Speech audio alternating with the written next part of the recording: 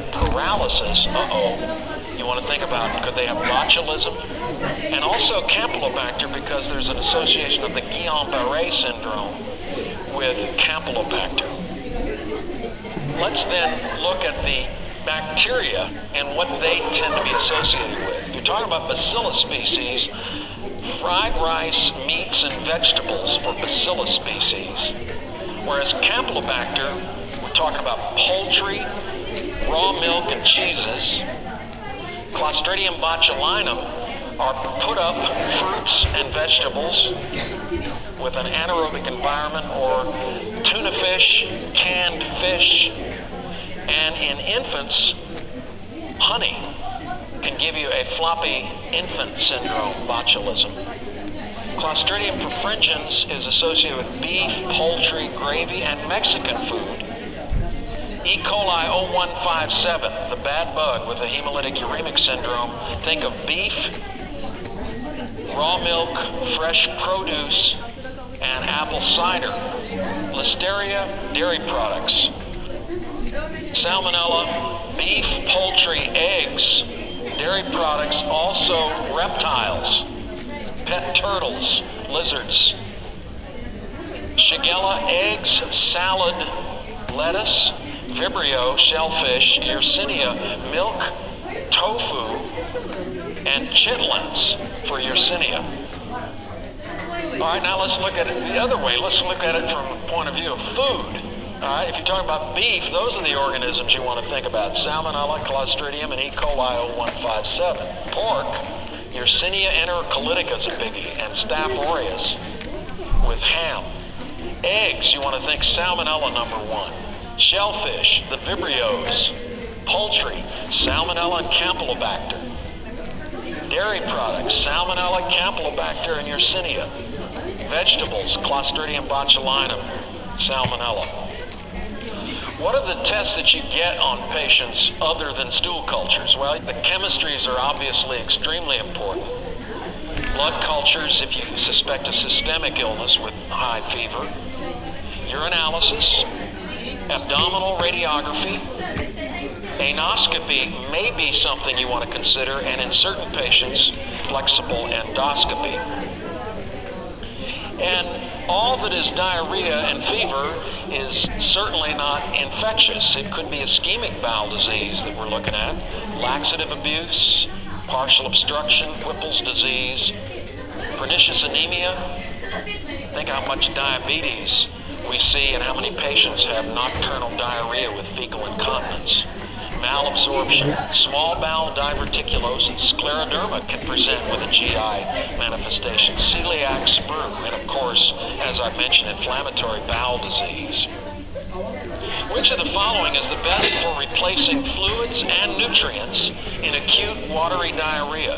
Is it Coca-Cola, Pepsi-Cola, Gatorade, or chicken with rice soup? Well, let's look. If you want to look at the ideal hydration mixture, the ideal hydration mixture per liter has about between 5 and 20 grams of protein, 20 to 60 grams of carbohydrate, 3 grams of sodium per deciliter, and about 2/3 of a gram of potassium per deciliter. That would be the ideal hydration mixture. Coke in a 12-ounce can and Pepsi in 12-ounce cans, they've got a lot of carbohydrates, so they fit in there very well. Coke has, for instance, 39 grams of carbohydrate, Pepsi 41. And Coke has some sodium in it. Pepsi has a little less sodium in it. But neither of them have any protein and hardly any potassium. So they're not very good. Well, let's look at Gatorade. Gatorade has no protein. It's got 21 grams of carbohydrate, and it's actually pretty low sodium. It's way lower than the 3 grams we want. It's got a fair amount of potassium in it. But chicken broth, actually, believe it or not, has quite a lot of what we're looking for. It's got protein.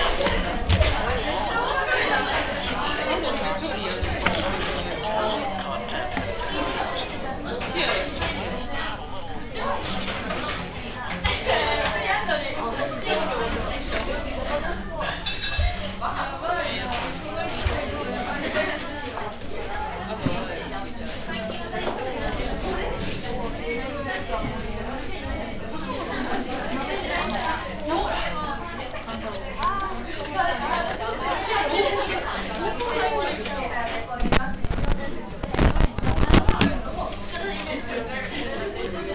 ち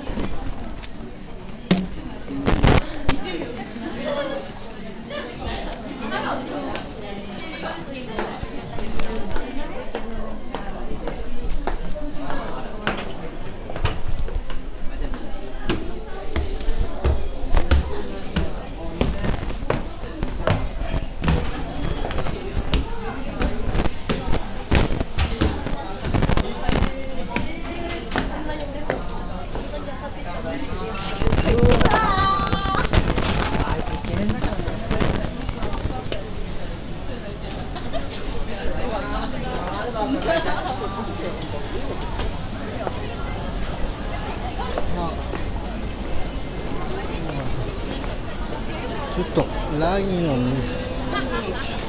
ラインのあれを